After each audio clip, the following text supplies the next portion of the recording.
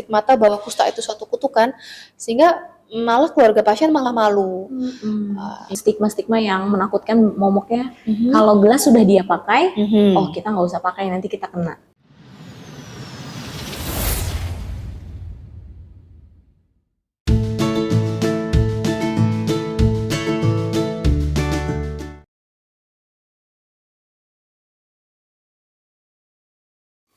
Assalamualaikum warahmatullahi wabarakatuh. Selamat siang, selamat datang di Ngopi, ngobrol bareng Rumah Sakit Tingkat 2 Muhridwan Meraksa. Halo, saya Dr. Niza, yang pada kesempatan kali ini akan membahas tema tentang kusta. Kenali kusta sejak dini, cegah cacat, hentikan stigma bersama spesialis kulit kelamin Dr. Diah Petaloka, SPDVE. Halo, selamat siang dokter. Halo, selamat siang Dokter Niza. Bagaimana kabar hari ini dok? Alhamdulillah sehat ya. Sibuk dok? Ya seperti biasa hari ini meriksa pasien poli, ya kurang lebih seperti itu ya. Banyak ya dok ya? Ya. Oke dok. Dokter, saat ini masih banyak yang menganggap kusta itu sebagai penyakit yang menakutkan, bahkan memalukan dok. Padahal sebenarnya kusta ini kan bukan kutukan ya dok ya, nggak mudah menular juga, dan bisa disembuhkan juga kalau dikenalinya sejak dini. Nah, kalau dari sisi medis dok, menurut dokter, kusta sendiri itu apa sih dok? Jadi kusta atau nama lainnya morbus Hansen atau beberapa orang juga dapat menyebutnya dengan kata lepra adalah suatu penyakit infeksi kulit yang dapat mengenai saraf tepi disebabkan oleh bakteri yang bernama Mycobacterium lepra. Memang bakteri ini spesifik menyerang kulit dan area saraf sekitarnya. Dan kusta sendiri ini sebenarnya bukan suatu kutukan. Kita udah tahu penyebabnya apa, pengobatannya sudah jelas apa, yang penting adalah seperti yang Dokter Niza sampaikan tadi ya, kita harus kenali dengan segera agar dapat dilakukan pengobatan dengan tepat. Oke. Jadi sesuai dari yang tadi sudah dokter jelaskan, kita berharapnya melalui podcast ini dok, kita mau ngajak teman-teman semua nih untuk mengenal lebih jauh tentang kusta dari sisi medis dan memahami tanda gejala awalnya, serta bersama-sama hentikan stigma kutukan itu dokter. Ya. Karena banyak banget dok yang kena kusta tapi dijauhin. Harusnya kan dirangkul ya dok ya. Nah mari kita bersama-sama hentikan stigma kusta itu. Semakin cepat ditangani dan dikenali, maka peluang sembuh dan semakin kecil resiko kecatatannya ya dok. Kalau dari tanda gejala kusta sendiri dok, itu biasanya kita bisa tahu, oh orang ini kena kusta. Itu apa sih dok tanda gejalanya dok? Kusta itu dapat dikenali dengan pertama adalah adanya suatu bercak pada kulit yang berwarna putih atau dapat disertai dengan kemerahan dan disertai dengan adanya pengurangan sensasi sehingga kulitnya merasa kebas. Kebas ya dok? Ya. Mati rasa ya dok ya? Iya, kurang lebih mati rasa. Awal-awal mungkin pasiennya merasa kurang sensitif terhadap sentuhan, terhadap rangsang nyeri atau rangsang panas, begitu. Tapi lama-kelamaan apabila tidak diobati, tentu saja kerusakannya akan semakin besar. Kerusakan sarafnya juga yang berada di bawah kulit juga semakin besar sehingga pasiennya akan merasa kebas atau mati rasa. Mati rasa. Dok, berarti kusta itu memang selalu harus diawali oleh ada bercak putih dan mati rasa, atau tidak ada gejala itu pun dia bisa terkena kusta dok sebenarnya? Tanda kardinal atau tanda-tanda utama kusta adalah adanya bercak disertai dengan mati rasa. Kalau hanya sekedar bercak putih kan banyak ya, atau sekedar mati rasa saja juga ada. Kalau bercak lain yang warnanya putih tanpa disertai mati rasa seperti pada penyakit autoimun vitiligo itu kan juga sebenarnya bercaknya putih ya, tapi tidak disertai dengan adanya keluhan hilangnya sensasi atau kemampuan kulit untuk merasakan rangsang panas, dingin, dan nyeri.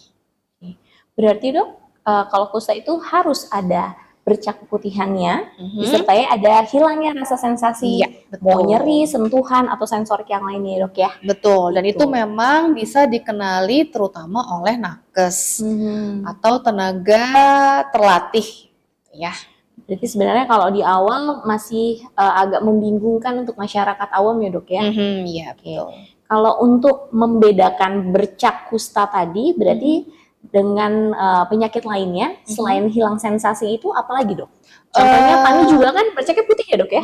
Panu kan bercaknya putih, Iya. tapi panu kan tidak disertai dengan hilangnya sensasi ya. Iya. Jadi pasiennya masih nggak ada keluhan gitu ya. Kalau pada kusta itu memang tanda terutama pasiennya pasti merasakan bahwa kok kulitnya jadi lebih kurang sensitif, kemudian pada kondisi yang kronik atau infeksinya sudah berjalan lama, infeksi kusta itu tidak hanya akan mempengaruhi struktur saraf tapi juga mempengaruhi struktur rambut dan kelenjar minyak di bawah kulit, sehingga memang kulit pada pasien kusta pada bercaknya itu satu akan kehilangan rambut, kedua akan terasa lebih kering begitu.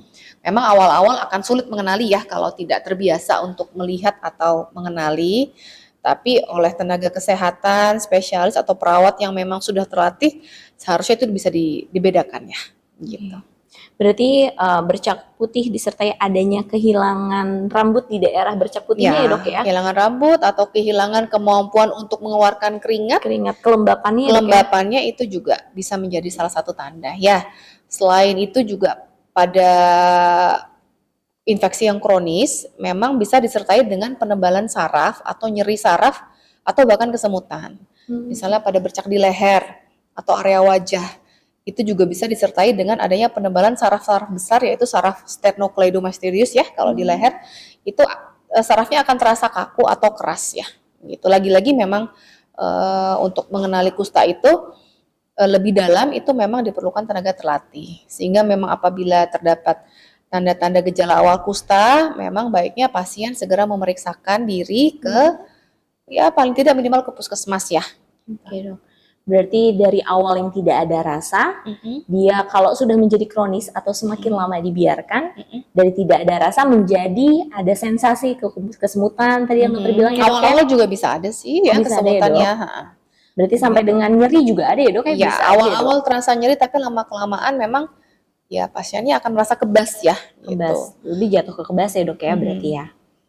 Kapan sih dok masyarakat itu atau seorang pasien itu harus tahu nih bahwa oh saya punya bercak putih yang tadi dokter bilang dengan ada gangguan rasa sensasi ini, dan kapan ya saya harus datang ke medis atau ketemu dengan dokter, itu kapan dok?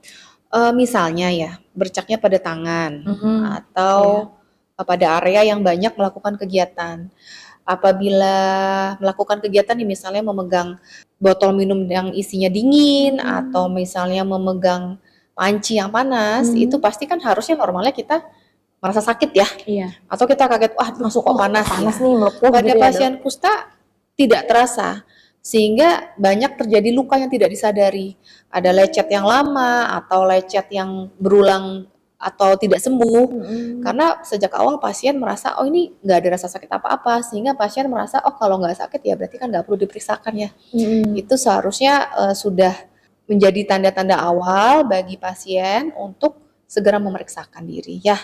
Berarti harus ada awareness dari orang-orang sekitar juga ya dok ya? Ya, orang-orang sekitar juga harus tahu ini kok ada luka berulang tapi nggak ada keluhan, itu kan juga seharusnya menjadi pertimbangan untuk segera memeriksakan diri ke puskesmas ya. Lalu gimana dok kalau misalnya ada orang-orang sekitarnya nih sudah tahu nih oh keluarga saya ada yang sakit kusta, kan dia anggap momok yang menakutkan ya dok ya. Nah mereka takut ketularan nih. Jadi sebenarnya gimana sih dok? Kalau kusta tuh bisa menular, caranya tuh seperti apa dok? Dengan via apa dok sebenarnya? Penularan kusta memang terutama melalui kontak ya, kontak kulit terutama. Kontak erat dok? Ya kontak erat tapi dalam jangka waktu yang lama.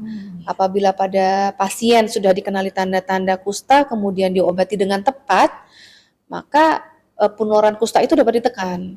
Dan pada orang serumah atau sekitar itu juga kita lakukan pengobatan profilaksis. Itu adalah kunci utama pencegahan kusta ya, mengenali tanda, kemudian pengobatan yang tepat pada pasiennya juga pada orang sekitar. Sehingga memang prevalensi atau kemampuan kusta itu untuk menyebar itu dapat ditekan. Berarti yang mendapatkan pengobatan utamanya tetap ke pasiennya dok ya? Tetap ke pasiennya dulu. Tapi keluarga sekitar atau orang-orang yang kontak erat tetap mendapatkan pengobatan untuk profilaksis atau pencegahan. Betul, dan itu menjadi salah satu kunci juga ya, karena seringnya adalah seperti tadi yang dokter Niza bilang, karena ada stigmata bahwa kusta itu suatu kutukan, sehingga malah keluarga pasien malah malu, Iya. tidak mau berobat atau bahkan tidak ingin dikunjungi oleh tenaga kesehatan untuk edukasi. Seharusnya jangan ya. Sebenarnya Harusnya justru dibantu ya dok ya? betul. Jadi memang pencegahan kusta itu tidak hanya dari pasien tapi juga dengan orang sekitarnya ya. Kalau misalnya dok, contohnya nih, banyak yang stigma-stigma yang menakutkan momoknya, kalau gelas sudah dia pakai, oh kita nggak usah pakai, nanti kita kena. Nah itu gimana dok kalau itu? Oh enggak ya, jadi Enggak ya, kusta itu tidak menyebar atau menular melalui kontak barang-barang sehari-hari. Piring, gelas, kemudian pakaian, atau barang-barang di sekitar rumah itu tidak serta-merta langsung menularkan kusta dengan mudah ya. Seperti tadi, kusta itu memang betul menularnya dengan kontak kulit. Tapi kontak kulitnya ya erat dan lama. Otomatis karena lama, berarti dalam jangka waktu lama itu justru menjadi pecutan nih untuk kita ya, patokan untuk kita bahwa ini harus segera dilakukan profilaksis. Oke dok. Lalu kalau misalnya ada orang-orang di sekitar dok, itu ada yang terkena dan tidak. Dan beberapa orang juga di luar sana ya ada yang kena kusta, ada yang enggak dok. Siapa aja sih dok orang-orang yang beresiko terkena penyakit kusta dok? Pertama, keluarga pasien ya. Keluarga dalam artian di sini keluarga yang serumah. Ya. Sehingga itu tadi memang profilaksis terutama kita tujukan bagi keluarga pasien. Kedua, pola higien ya. Pola higien atau kebersihan itu harus dijaga. Ketiga adalah daya tahan tubuh. Pada pasien yang daya tahan tubuhnya, istilah kita di kedokteran ada disregulasi hormon, memang lebih mudah terkena kusta. Jadi kusta bisa terjadi oleh siapapun, tapi dengan orang-orang yang memiliki faktor-faktor yang tadi dokter sebutkan, itu resikonya jauh lebih tinggi ya dok ya. Oke. Baik dok, berarti sebenarnya kusta itu adalah suatu penyakit yang harus segera kita tangani sebenarnya, dan bukan sosok yang menakutkan ya dok ya. Dan itu harus ada kepedulian dari orang-orang sekitar. Iya, tentu saja. Obatnya ada, sudah jelas obatnya. Kita dari pemerintah sendiri pengobatan kusta itu sudah dibentuk ya, namanya multi drug therapy atau regimen MDT. Dan itu dapat diperoleh bahkan di puskesmas, sehingga memang gratis dok? Iya. Sehingga memang apabila terdapat tanda-tanda kusta pada orang sekitar dapat kita kenali, maka pertolongan pertama sebenarnya adalah segera berobat ke puskesmas terdekat ya. Oke. Tuh teman-teman dengerin, obat kusta itu gratis dok. Ya kan dok ya? Iya. Teman-teman, obat kusta itu gratis, bisa diperoleh dimanapun itu. Contoh yang paling mudah didapatkan itu adanya di puskesmas. Jadi buat teman-teman yang punya keluhan bercak keputihan, ada gangguan sensasi ya dok ya, sensasi gangguan sensasi saat disentuh itu nggak ada rasanya contohnya, atau kesemutan, atau tahu di lingkungan sekitar atau keluarga ada yang memiliki keluhan seperti itu, monggo diperiksakan ke puskesmas, dan memang kalau perlu pengobatan di puskesmas itu ada. Oke dokter, sebagai penutup dokter, mari kita ingat bersama bahwa kusta itu bukan penyakit ya dok ya, yang harus ditakuti, melainkan penyakit yang bisa disembuhkan jika dikenali dan diobati lebih cepat dan tepat. Kecatatannya itu bukan disebabkan oleh kustanya, tapi karena pengobatannya yang terlambat ya, betul. Dan penanganannya yang kurang tepat ya dok ya. Betul. Mengenali tanda gejala awal kusta aja itu sudah bisa mencegah terjadinya kecacatan terhadap pasien itu. Penyintas kusta itu harus hidup sehat, dan lingkungannya pun harus care terhadap pasien tersebut ya dok ya. Oke, mari kita menjadi bagian dari perubahan, berani mengenal, berani peduli, dan berani menyebarkan informasi yang benar. Terima kasih telah menyimak podcast Ngopi, Ngobrol Pintar bersama Rumah Sakit Tingkat 2 Mohri Tuan Meraksa. Sampai jumpa di episode berikutnya, tetap jaga kesehatan, dan jangan lupa mulai dari diri sendiri, dan peduli itu mulai dari kita. Wassalamualaikum warahmatullahi wabarakatuh. Terima kasih dokter. Sama-sama Dokter Niza.